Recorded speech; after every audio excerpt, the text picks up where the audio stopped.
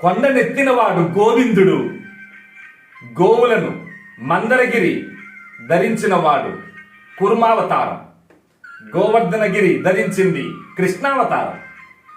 మిత్రమా, కూర్మావతారం ఇంద్రియ నిగ్రహానికి ప్రతీక.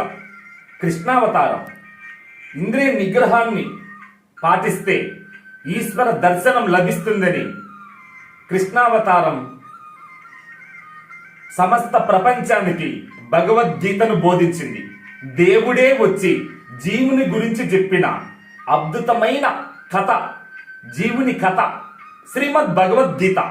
కనుక భగవద్గీత అంటే దాని అంతరార్థం ఒకటే ఒకటి, ఏకాంత వాసం.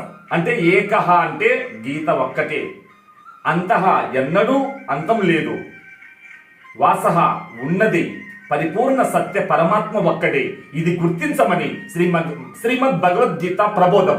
జై గురుదేవ్.